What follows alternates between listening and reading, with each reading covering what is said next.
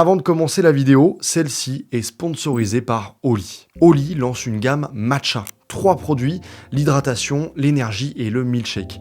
Personnellement, j'en utilise 2 régulièrement. Il y a l'hydratation que je prends régulièrement après mes sessions foot. C'est du matcha pomme kiwi, il est vraiment bon. Et ensuite, c'est l'énergie matcha. C'est du matcha avec de la fraise. Lui, je le prends plutôt pour avoir un petit boost d'énergie le soir, quand j'ai envie de me poser pour travailler sur mes vidéos. Parce que vu que je bois pas de café, j'aime pas trop ça, c'est une bonne alternative. Le matcha classique, c'est pas forcément quelque chose que j'affectionne particulièrement, parce que j'aime pas trop le goût de l'amertume, c'est pas trop mon truc. Pour le coup, je trouve qu'au niveau de la gamme matcha, le goût est plus rond, il est plus accessible, on va dire. Enfin, en tout cas, je trouve que le matcha se marie bien avec les différents goûts proposés pour chaque pot. Et d'ailleurs, si vous êtes vraiment fan de matcha, il y a un pack XXL avec les 4 saveurs, parce qu'ils avaient déjà sorti en fait un iced tea matcha citron menthe, qui est aussi très très bon évidemment. Et dans ce pack, vous avez aussi les 4 shakers assortis à chaque gamme. Je rappelle, tu prends ton shaker, tu le remplis d'eau, tu verses ton Oli dedans, tu secoues, et tu peux boire directement. Et en ce moment, ils font un giveaway sur toute la gamme matcha. C'est-à-dire que chaque commande contenant au moins un produit de la gamme matcha, pour un minimum de 10 €, on vous donne un ticket pour participer à un concours. À gagner, vous avez un voyage au Japon de 5000 €, 2 bornes d'arcade Street Fighter ou 3 Nintendo Switch. C'est du 12 au 31 mai, il y a une commande par personne, et avec mon lien en description ou mon QR code, ou encore mon code NEOXY, vous avez 10% de réduction tout simplement. Merci à Oli de soutenir la chaîne. Le 2 décembre 1959, en début de soirée, près de Fréjus, tout semble encore parfaitement normal. Dans les maisons, les familles terminent leur dîner, les enfants se préparent à aller se coucher et la pluie qui tombe depuis plusieurs jours ne semble inquiéter personne. La vie suit son cours, comme n'importe quelle soirée d'hiver. Mais au-dessus de la vallée, dans l'obscurité, un barrage retient en silence une quantité d'eau colossale. Un mur de béton gigantesque, immobile et silencieux. Et ce soir-là, quelque chose a changé.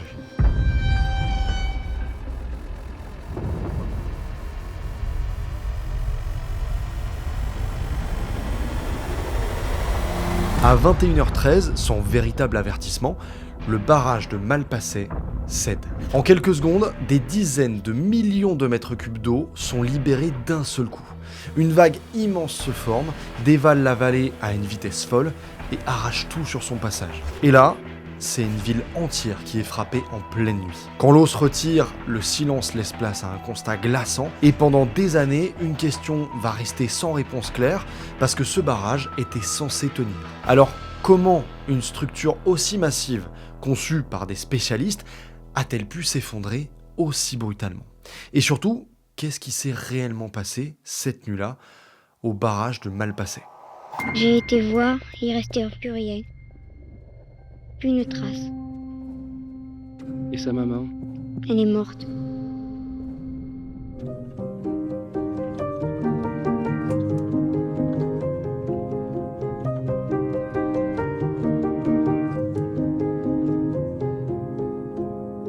Les témoins de ce drame, les survivants de cette effroyable catastrophe savent à quoi peut ressembler la fin du monde. Chapitre 1, une rivière capricieuse.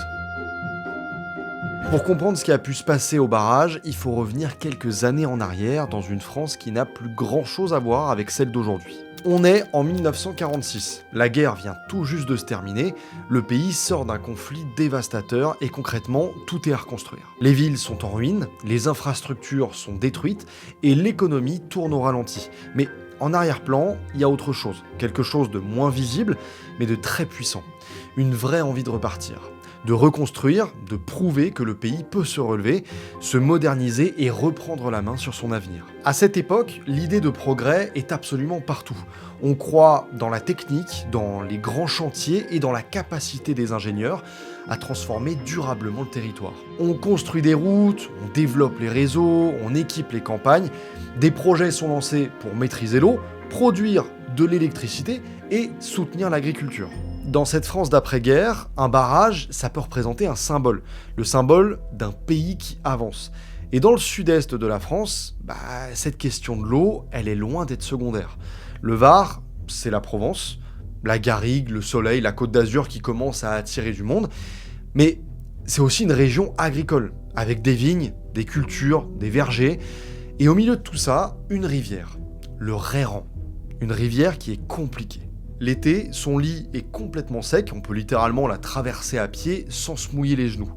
Et l'hiver, c'est plutôt l'inverse. Dès que les pluies tombent sur le massif de l'Esterel, l'eau dévale la vallée avec une puissance impressionnante. Noie les plaines, emporte les récoltes et ravage les routes. C'est un torrent méditerranéen classique, tout ou rien. Dans ces conditions, l'idée d'un barrage paraît presque évidente. Et en réalité, c'est pas une idée nouvelle. Depuis des décennies, des projets existent déjà, mais après la guerre, avec ce contexte de reconstruction, le projet prend une toute autre ampleur. Un barrage permettrait de stocker l'eau de l'hiver pour la redistribuer en été, d'irriguer les cultures, d'alimenter les villes et surtout de rendre cette rivière beaucoup plus prévisible. En 1946, ce qui était jusque-là une idée devient une vraie décision. Reste alors une question essentielle, où construire ce barrage ? Le Conseil général du Var étudie plusieurs options, différents sites sont envisagés, plusieurs types d'ouvrages sont comparés, et finalement, le choix se porte sur un endroit bien précis, un passage étroit dans la vallée du Rairan, à une douzaine de kilomètres en amont de Fréjus. Ce lieu porte un nom, Malpasset, un nom hérité du provençal qui signifie littéralement « le mauvais passage ». Un endroit difficile, resserré, où on circulait autrefois avec prudence. Avec le recul, ça résonne forcément différemment, mais à l'époque, personne n'y voit un avertissement. Au contraire, le site semble idéal, la vallée se resserre, la roche affleure, et pour les ingénieurs, c'est exactement le genre d'endroit parfait pour construire un barrage efficace, capable de retenir beaucoup d'eau avec une structure optimisée. Tout est réuni pour lancer le projet. Dans cette France qui se reconstruit, dans ce territoire qui manque d'eau et cherche à s'équiper pour l'avenir, le barrage de Malpasset apparaît comme une évidence. C'est une solution logique, une promesse, et à ce moment-là, pour les élus, pour les ingénieurs et pour une partie des habitants, ce projet n'a rien d'inquiétant. Personne n'imagine encore que cette promesse va, quelques années plus tard, se transformer en catastrophe. Chapitre 2, l'homme derrière le barrage. Derrière le barrage de Malpasset, il y a un homme. Un ingénieur reconnu, respecté, et à l'époque considéré comme l'un des meilleurs dans son domaine. Cet homme, c'est André Coine. Né en 1891, il fait partie de cette génération d'ingénieurs formés au sein du corps des ponts et chaussées. Une formation extrêmement exigeante par laquelle sont passés beaucoup de ceux qui ont façonné les grands travaux du XXe siècle. Très tôt dans sa carrière, il participe à des projets d'aménagement importants et au fil des années, il va se spécialiser dans un domaine bien précis, la construction de barrages. Et dans ce domaine, son nom va rapidement s'imposer et bien au-delà de la France. Au cours de sa carrière, André Coine conçoit plus de 70 barrages répartis dans plus d'une dizaine de pays. Il travaille en Europe, en Afrique, en Amérique du Sud. Il participe notamment à des projets majeurs comme le barrage de Tignes dans les Alpes ou encore le barrage de Kariba sur le fleuve de Zambèze en Afrique. À la fin des années 1940, quand on commence à envisager sérieusement la construction d'un barrage dans la vallée du Rairan, Coine est au sommet de sa carrière. Il enseigne, il publie, il conseille des gouvernements et il préside même l'Association internationale des grands barrages. Autrement dit, si on cherche quelqu'un capable de concevoir un ouvrage moderne, ambitieux et techniquement maîtrisé, son profil paraît être le choix idéal. Coine est un technicien, mais aussi un homme qui réfléchit beaucoup à son métier, et à ce qu'implique le fait de construire des ouvrages capables de retenir des millions de mètres cubes d'eau. Il a d'ailleurs cette phrase restée célèbre dans le milieu, « De tous les ouvrages construits de main d'homme, les barrages sont les plus meurtriers ». Cette phrase, elle n'est pas là pour choquer, mais plutôt pour rappeler une réalité simple. Ce type d'ouvrage repose sur un équilibre extrêmement fragile, et si quelque chose lâche, les conséquences peuvent être immédiates et dévastatrices. Coine le sait, il sait exactement ce qu'il fait, et surtout ce que ça implique. Pour le site de Malpasset, il fait le choix d'un type d'ouvrage bien particulier, un barrage-voûte. Le principe peut sembler technique, mais en réalité, c'est plutôt simple à comprendre. Contrairement à un barrage massif qui résiste à la pression de l'eau principalement grâce à son poids, un barrage-voûte fonctionne grâce à sa forme. Sa paroi est légèrement courbée, ce qui permet de renvoyer la pression de l'eau vers les côtés de la vallée, c'est-à-dire vers la roche. Autrement dit, le barrage ne retient pas l'eau seul, il s'appuie directement sur les flancs de la montagne. Ce type de structure a plusieurs avantages. Il demande moins de béton, donc il coûte moins cher à construire, et il permet de réaliser des ouvrages beaucoup plus fins, tout en restant très résistant. À Malpasset, cette logique est poussée assez loin. Le barrage doit mesurer environ 66 mètres de haut pour 200 mètres de long, avec une épaisseur réduite au strict nécessaire. Plusieurs mètres à la base, mais à peine plus d'1 mètre au sommet. Pour les ingénieurs de l'époque, c'est une véritable prouesse technique. Mais cette finesse impose une condition essentielle. Pour que tout tienne, les 2 flancs rocheux sur lesquels repose la voûte doivent être parfaitement solides. Parce que si la roche bouge, même légèrement, le barrage perd son appui et toute la structure peut être fragilisée. Avant la construction, des études géologiques sont bien réalisées sur le site. Elles permettent d'analyser la nature de la roche et de vérifier qu'elle peut supporter ce type d'ouvrage.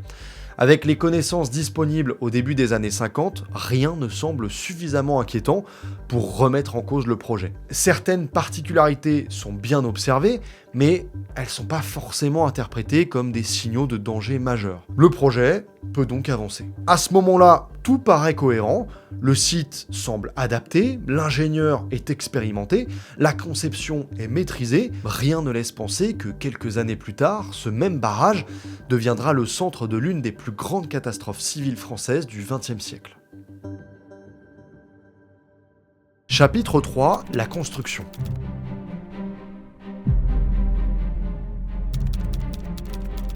Au début des années 50, le projet est désormais validé.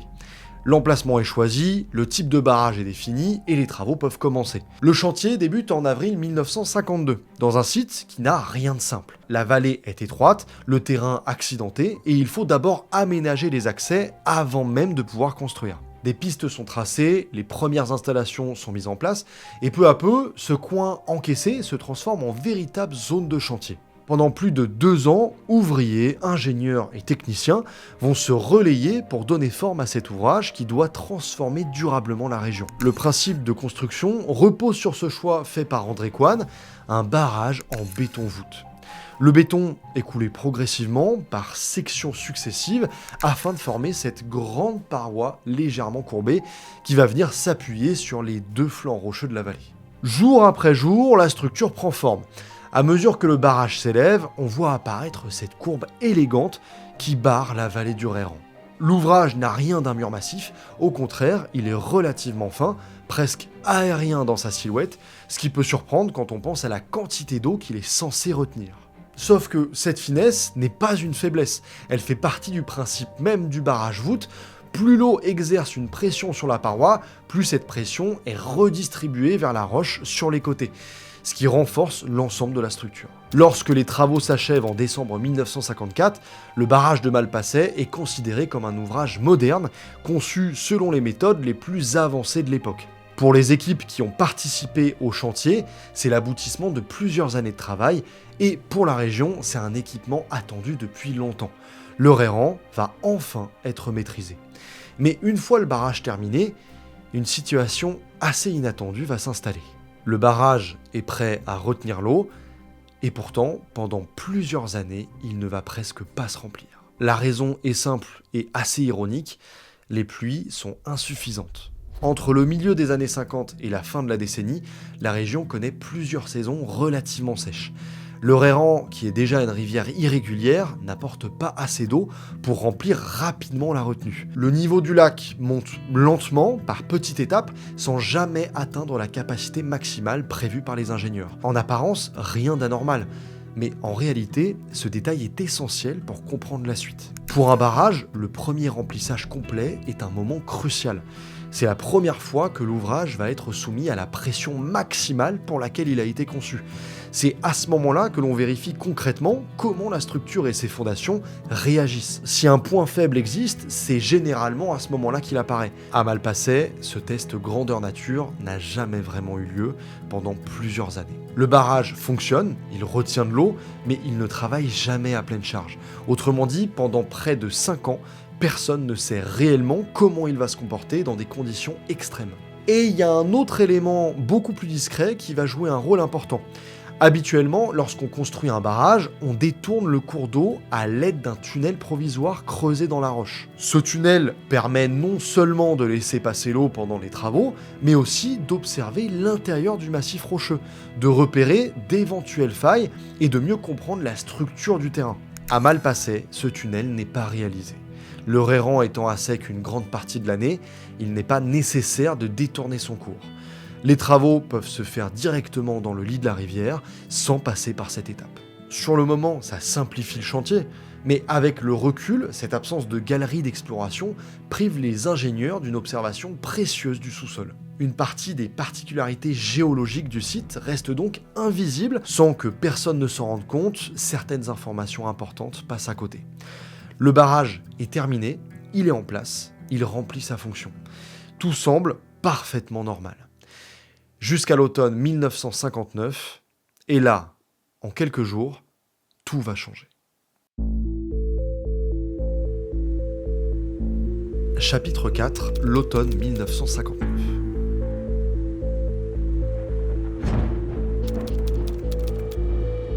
Pendant plusieurs années, le barrage de Malpasset fait presque oublier son existence. Il est là, posé dans la vallée, discret, et rien ne semble vraiment perturber son fonctionnement. Puis arrive l'automne 1959. Et cette fois, la situation change complètement. Après 5 années de pluie insuffisantes, la région est frappée par un automne exceptionnel. Depuis le 27 novembre, des pluies torrentielles s'abattent sur la côte méditerranéenne et sur le Var. Au début, rien d'exceptionnel. Dans le sud-est de la France, ce type d'épisode arrive régulièrement à cette période de l'année. Mais les jours passent et les pluies ne s'arrêtent pas. Les précipitations deviennent continues, parfois très intenses. Les sols se saturent progressivement, les cours d'eau gonflent et les petits affluents qui alimentent le Rairan commencent à déverser de plus en plus d'eau dans la vallée. Le paysage change complètement. Ce qui était sec depuis des années se transforme peu à peu. L'eau s'accumule, s'écoule, se concentre. Et tout finit par converger vers la retenue du barrage. Le Rairan, habituellement si calme, reprend son comportement de torrent méditerranéen. Et le niveau du lac commence à monter. Au début, la montée est progressive, rien d'anormal pour un ouvrage conçu précisément pour retenir l'eau. Le barrage remplit son rôle. Mais très vite, le rythme s'accélère. En l'espace de quelques jours, le niveau gagne plusieurs mètres. Une situation inédite depuis la mise en service du barrage. Pour la première fois, Malpasset s'approche réellement de sa capacité maximale. Sur place, le gardien du barrage, André Ferraud, surveille la situation de près. Son travail consiste à effectuer des relevés réguliers, à observer le comportement de l'ouvrage et à signaler toute anomalie. À mesure que l'eau monte, certains phénomènes apparaissent en aval. De petites infiltrations se forment dans la roche. Au départ, ce sont de simples suintements, discrets comme de fines traces d'humidité, mais avec le temps, ils deviennent plus visibles, plus présents. Ce type de phénomène n'est pas forcément alarmant en soi. Sur beaucoup de barrages, une partie de l'eau s'infiltre naturellement dans les fissures de la roche, mais ici, quelque chose évolue. Le niveau continue de monter, les infiltrations augmentent et pour la première fois, le barrage est confronté à une situation qu'il n'avait encore jamais connue. Dans une situation classique, lorsque le niveau de l'eau augmente trop rapidement, il est possible d'ouvrir les dispositifs de vidange pour relâcher une partie de la retenue et stabiliser l'ensemble. À Malpasset, cette option existe, mais elle pose un problème. En aval du barrage, à environ 1 km de distance, un chantier est en cours, celui d'un pont pour la future autoroute Esterel-Côte d'Azur. Le béton de certaines structures vient d'être coulé et une arrivée d'eau trop importante risquerait d'endommager l'ouvrage en construction. Alors, on hésite. Ouvrir la vanne, c'est protéger le barrage, mais risquer d'abîmer le chantier. Attendre, c'est préserver les travaux, mais laisser l'eau continuer de monter. Pendant plusieurs jours, la décision est repoussée et pendant ce temps, le niveau du lac continue de grimper. Le 2 décembre, en fin d'après-midi, la décision est finalement prise d'ouvrir la vanne. Mais à ce moment-là, le niveau est déjà très élevé. L'eau qui s'échappe reste faible comparée à celle qui continue d'arriver. L'équilibre ne se fait plus. Au même moment, d'autres signes apparaissent. Des infiltrations plus marquées, parfois localisées entre la roche et le béton. Des phénomènes visibles mais difficiles à interpréter avec les connaissances de l'époque. On observe, on note, mais on ne comprend pas encore. Le soir du 2 décembre, le barrage retient une quantité d'eau qu'il n'avait jamais supportée auparavant. Et dans la vallée, la pluie continue de tomber. Chapitre 5, la nuit du 2 décembre 1959. 21h à Fréjus, une soirée de décembre banale. On se blottit chez soi au chaud devant l'émission La Piste aux étoiles. Achille Zavata effectue une cascade avant qu'une coupure d'électricité vienne interrompre le programme. C'est ça, pour certains, la dernière image normale de cette soirée. Un clown sur un écran de télé, et puis le noir.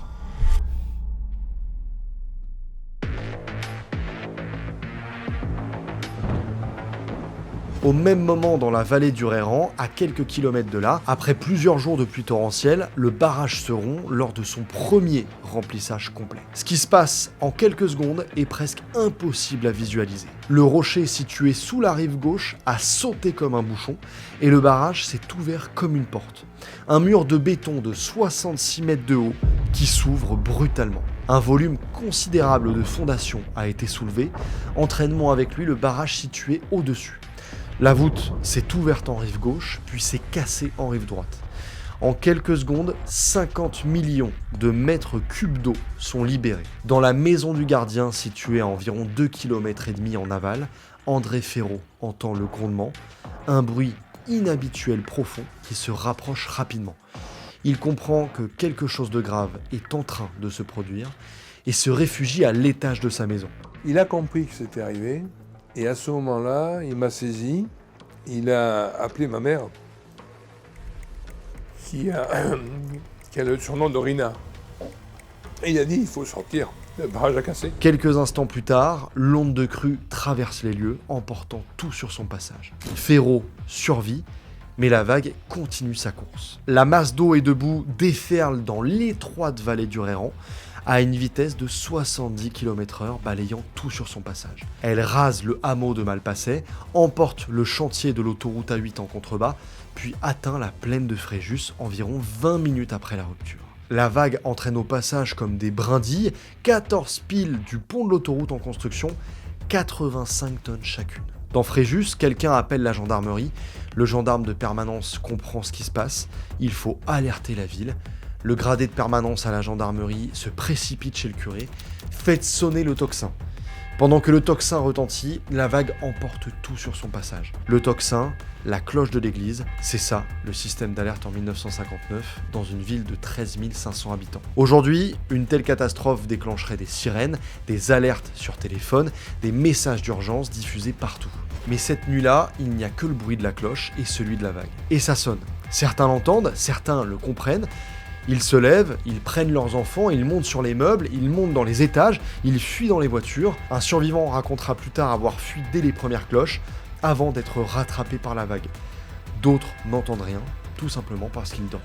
20 minutes après la rupture, la vague arrive sur la ville. Bien qu'amortie, elle mesure encore plusieurs mètres de haut lorsqu'elle submerge les quartiers ouest de la ville. Elle détruit des centaines de bâtiments, des fermes, des routes et des ponts avant de finir sa course meurtrière dans la mer. Et puis les lumières sont coupées, il n'y a plus rien, ni électricité, ni téléphone, ni eau potable.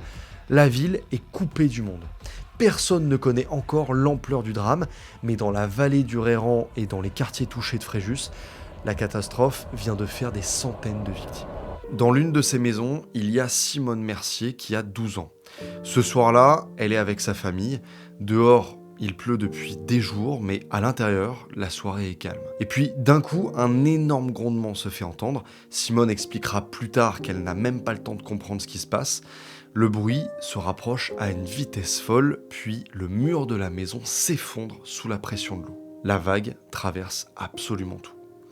Elle est emportée avec les meubles, la boue et les morceaux de la maison. À un moment, elle perd connaissance et quand elle se réveille plus tard dans le noir, elle est seule, blessée, couverte de boue et autour d'elle, il ne reste presque plus rien. Cette nuit-là, Simone Mercier devient orpheline. Elle perd ses parents, un oncle, une tante et 2 cousines en seulement quelques minutes. Une grande partie de sa famille disparaît dans la catastrophe. Après avoir frappé une colline, la vague se sépare en deux, une partie emporte le reste de sa famille avant de finir sa course dans la mer. Simone et ses frères, eux, sont projetés vers la Nationale 7, près de la villa aurélienne. C'est ce qui leur sauve la vie. Des années plus tard, Simone racontera que cette nuit-là ne s'est jamais vraiment terminée pour elle, Parce qu'après la vague, il faut continuer à vivre avec ce qu'il reste, grandir sans ses parents, revenir dans une ville détruite et essayer de reconstruire une vie alors que tout a disparu en quelques secondes.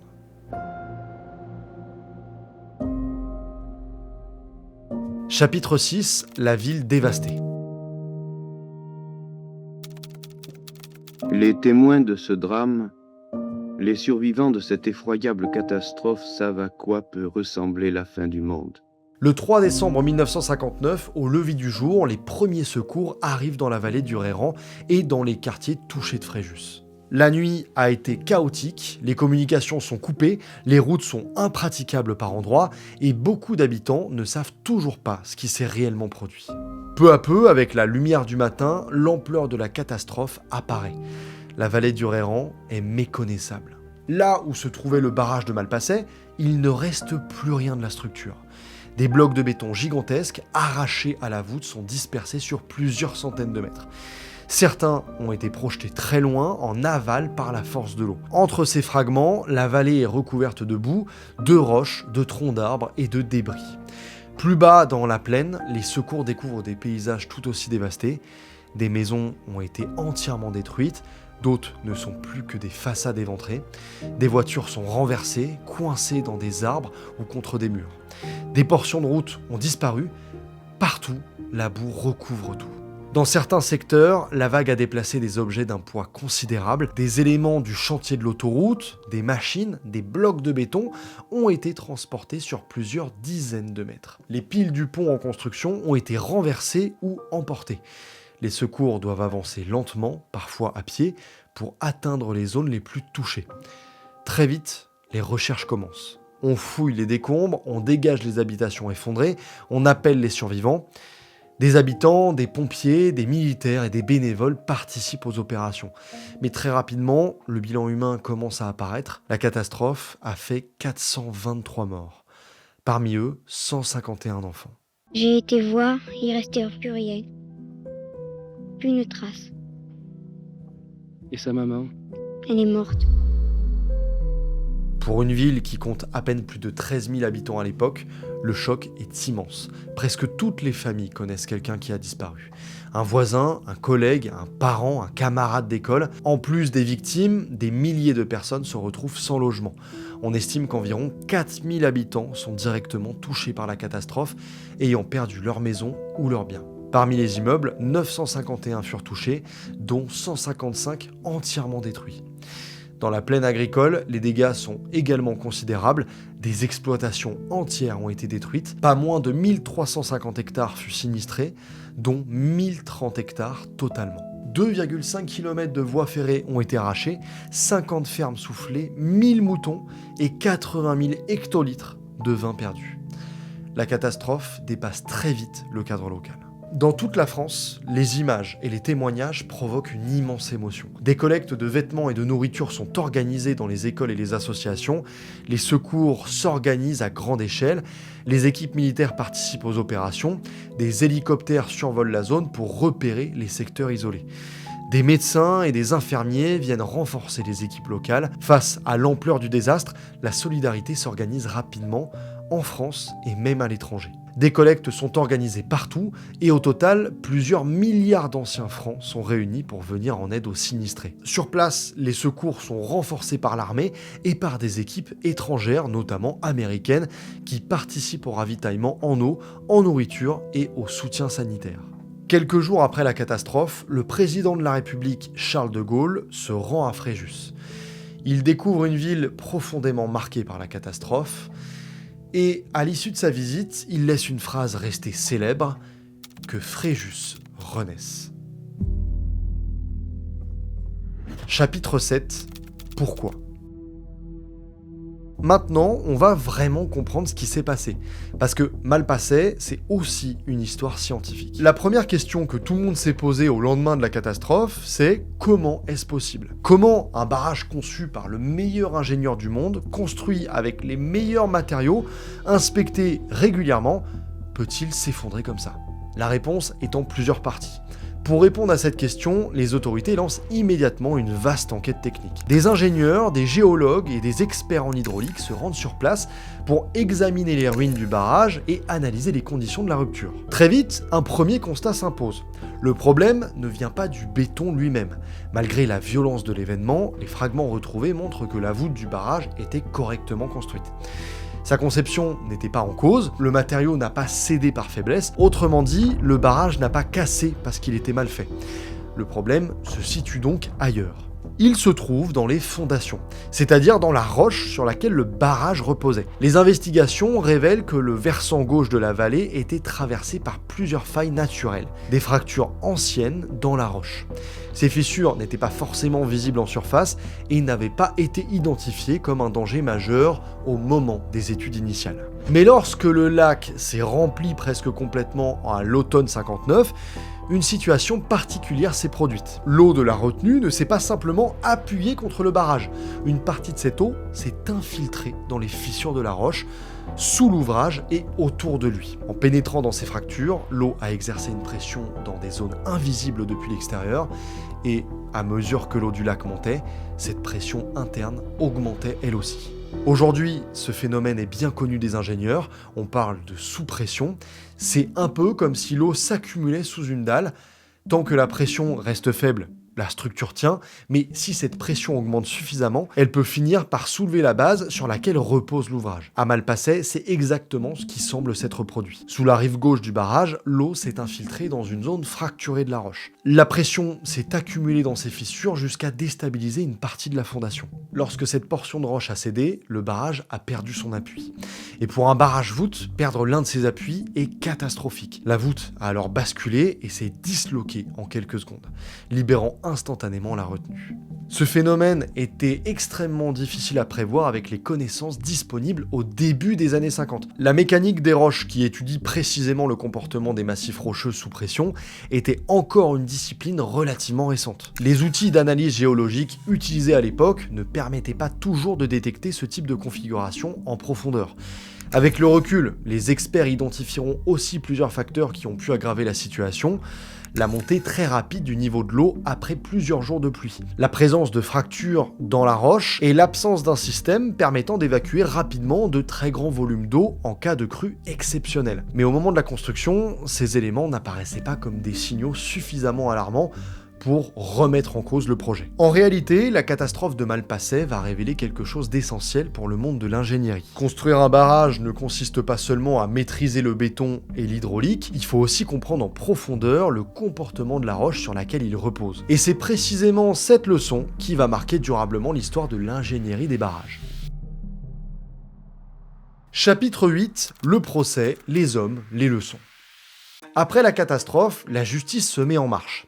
Et très vite, une question s'impose à tout le monde, qui est responsable ? Pendant des années, les enquêtes s'enchaînent, les expertises se multiplient et les meilleurs ingénieurs et géologues du pays sont mobilisés pour tenter de comprendre ce qui s'est réellement passé. Après le bilan des experts qui confirment que la catastrophe est liée à une zone géologique particulière, on se demande, est-ce que ce phénomène pouvait être prévu au moment de la construction ? Après des années d'analyse et de débats, les conclusions convergent. Ce qui s'est produit à Malpasset résulte d'une combinaison de facteurs géologiques très spécifiques associés à des phénomènes encore mal compris dans les années 50. En 1967, près de 8 ans après la catastrophe, la décision finale est rendue. Aucune faute pénale n'est retenue contre les concepteurs ou les constructeurs du barrage. Pour les familles des victimes, cette conclusion est évidemment difficile à accepter parce que derrière cette catastrophe d'une telle ampleur, on attend forcément des responsabilités claires. Mais du côté des experts, le constat est sans appel. Avec les connaissances scientifiques de l'époque, le danger qui se cachait sous la fondation du barrage était extrêmement difficile à détecter. Et au milieu de tout ça, il y a aussi des hommes. André Coan, l'ingénieur à l'origine du barrage, figure majeure de l'ingénierie des barrages au niveau mondial, décède environ 6 mois après la catastrophe. Il n'assistera jamais aux conclusions définitives de l'enquête et son nom restera malgré lui associé à l'un des drames les plus marquants du XXe siècle. La catastrophe a fait 423 victimes cette nuit-là, mais ses conséquences ne s'arrêtent pas à ce bilan. Elle marque durablement une ville entière, elle bouleverse les familles et elle laisse une trace profonde chez tous ceux qui ont été liés de près ou de loin à cet événement. Et pourtant, ce drame va aussi provoquer une prise de conscience majeure. À partir des années 60, la manière de concevoir les barrages évolue profondément.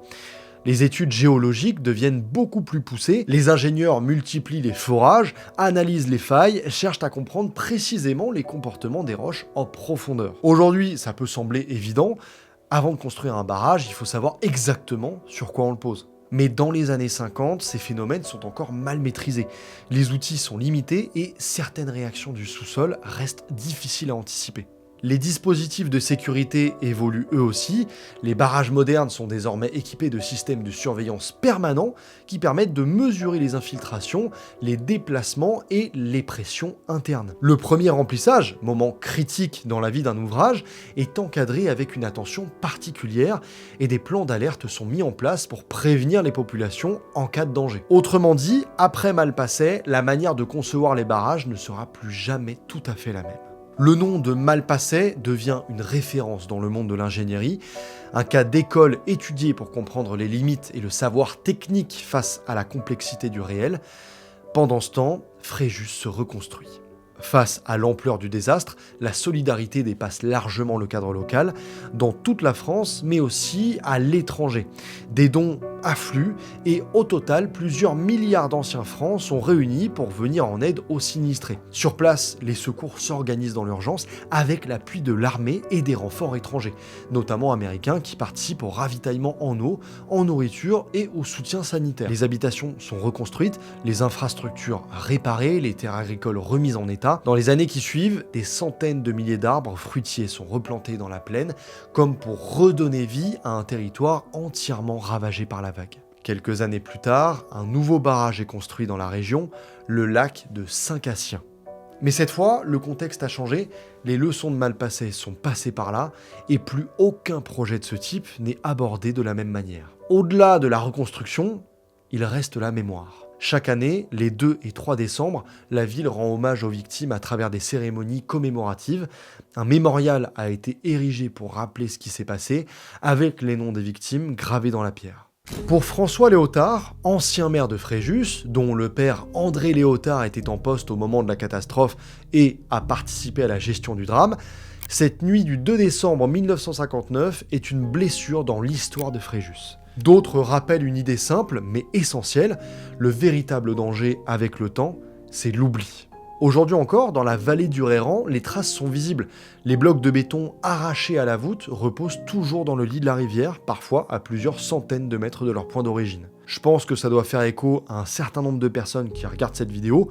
Si vous habitez dans le coin, vous les avez certainement déjà vus. N'hésitez pas d'ailleurs à témoigner en commentaire si vous avez des proches qui ont été victimes justement de cette catastrophe, ou à donner n'importe quel autre témoignage, c'est ultra intéressant et enrichissant pour la vidéo en plus de celle-ci. La nature a donc repris ses droits, les pins poussent entre les rochers, les oiseaux nichent dans les ruines, mais ces blocs, eux, n'ont donc pas bougé.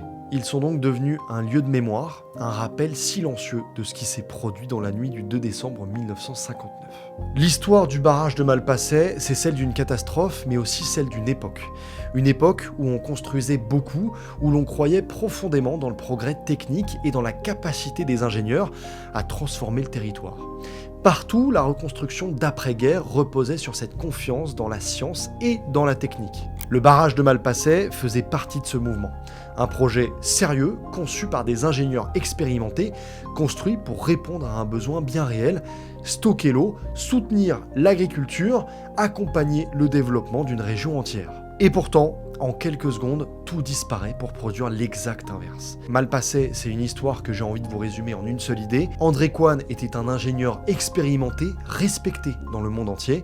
Les équipes qui ont construit ce barrage savaient ce qu'elles faisaient et les décisions prises dans les jours précédents n'avaient pas pour objectif de mettre qui que ce soit en danger. Le projet n'était pas bâclé. Ce qui s'est joué ici est complètement différent.